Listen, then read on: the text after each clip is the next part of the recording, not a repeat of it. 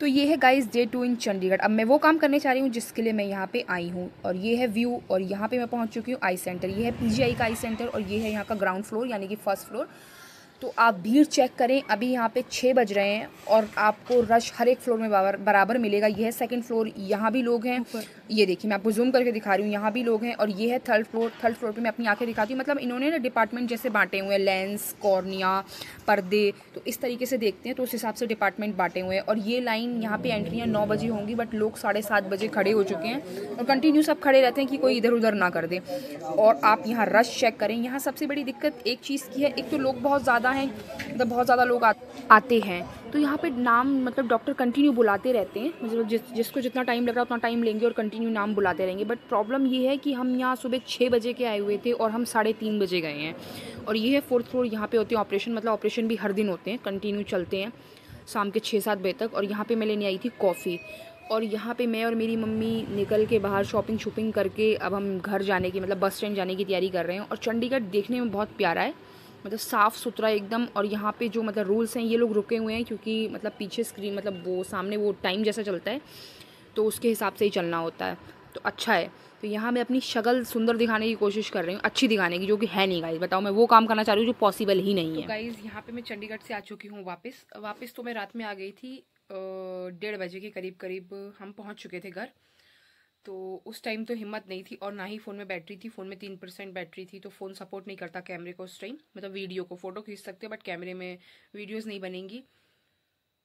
तो मुझे चंडीगढ़ के चक्कर लगाते लगाते, पीजीआई के चक्कर लगाते लगाते गाइस 2 साल पूरे हो गए। 2 साल से भी ज़्यादा हो गया है। मैं 2023 में गई थी, 2023 तीसरे महीने में, और आज 2025 है और 6ठा महीना है। ये आंखें मेरी सही होने का सवाल, ये सही होने का नाम ही नहीं ले रही हैं। तो अभी भी उन्होंने मुझे दवाइयाँ दी हैं, 3 दवाइयाँ दी हैं, 2 ड्रॉप्स हैं और 2 ड्रॉप्स दिए हैं, एक दिया है वो ट्यूब जैसा जो कि आँखों में लगाना है।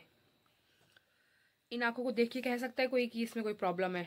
नहीं ना, मैं चश्मा भी नहीं पहनती गाइस, क्योंकि उससे भी नहीं दिखता। मतलब गाइस लिटरली इन 3 दवाइयों के लिए मुझे डॉक्टर ने कम से कम 4 से 5 घंटे वेट कराया है। पहले डॉक्टर ने मुझे बुलाया, मेरा नंबर आ गया था, तीसरा चौथा नंबर था। और फिर उसके बाद मुझे बोला कि आप बाहर बैठो क्योंकि आपकी मतलब जो आइज़ में दिक्कत है वो बढ़ रही है। तो मुझे बड़े डॉक्टर से बात करनी पड़ी। उसके बाद मुझे अंदर बुलाया और बोल दिया कि आप 3 महीने बाद आना, उसके बाद हम देखेंगे कितनी प्रॉब्लम बढ़ी है। सेकंड डे की शॉपिंग, सेकंड डे पे जो हमने सामान लिया है, ऐसा बहुत ज़्यादा सामान नहीं लिया, बस थोड़ा, मतलब 2-4 चीज़ें ही ली हैं। 2 कॉर्ड सेट लिए हैं और 2 पर्स लिए हैं जो कि दीदी के लिए लिया है। एक कॉर्ड सेट मेरा है, एक कॉर्ड सेट दीदी के लिए लिया है। और एक मैंने बहुत मस्त चीज़ ली है, ये मार्स का डबल ट्रिबल मस्कारा, जो कि मतलब दोनों काम करता है। मैं अब दिखाती हूँ, मुझे भी नहीं पता कि ये किस तरीके से काम करता है। 1 मिनट वेट, खुल जा। यहाँ इतना टाइम इससे लग रहा है क्योंकि मुझे दिखता ही नहीं छोटे अक्षर। और वॉल्यूम भी देगा। मतलब पहले आप लेंथ वाला लगा सकते हो जिससे कि आपकी लैशेस जो है वो लंबी लगेंगी, और फिर आप ये वॉल्यूम वाला लगा सकते हो जिससे आपकी आईब्रो, मतलब जो पलकें हैं वो थोड़ी थिक लगे, मतलब ज्यादा सी लगेंगी, ऐसा कुछ है ये।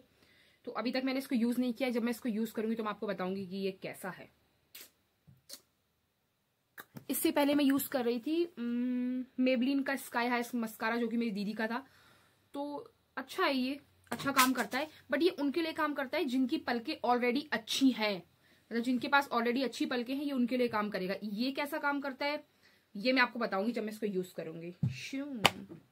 तो अब मैं आपको यहाँ दिखाती हूँ पर्स, कि हमने कौन कौन से पर्स लिए हैं। एक ये पर्स है, ये ऐसा है। ये दुकान वाले ने बोला है कि ये पर्स जो है ये 8 kg तक वेट मतलब सहन कर सकता है। मतलब 8 kg आप इसमें कैरी कर सकते हैं। और दूसरा है गाइज एक ये लिया है। ये पर्स तो मेरे ख्याल से 2-3 किलो ही कैरी कर पाएगा, क्योंकि ये ज्यादा टिकाऊ पर्स नहीं है, ये सिर्फ शो के लिए है। मतलब पर अच्छा है, देखने में अच्छा है। और अब मैं आपको दिखाती हूँ कॉर्ड सेट। तो रुको जरा गाइस, फैला रखा है मैंने यहीं पे।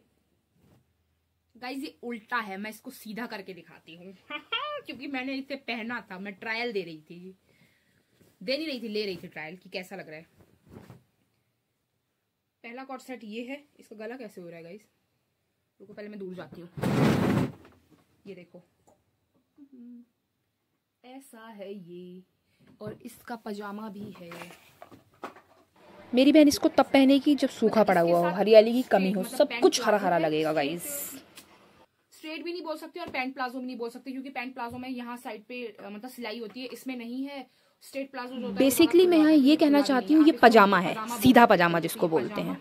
और इसके साथ ऐसा कुर्ता है, मतलब आप इसको 1-2 बार आने जाने के लिए पहन सकते हो और फिर आप इसे घर में निकाल सकते हो। इसका कपड़ा ऐसा है, ठीक है। कंपैरिजन तो होना ही नहीं चाहिए, क्योंकि जो मैं अब दिखाने वाली हूँ ये मेरा है, तो सुंदर तो ज्यादा ये ही है गाइस। ये भी मैंने पहना था, नहीं पर ये सीधा है गाइस।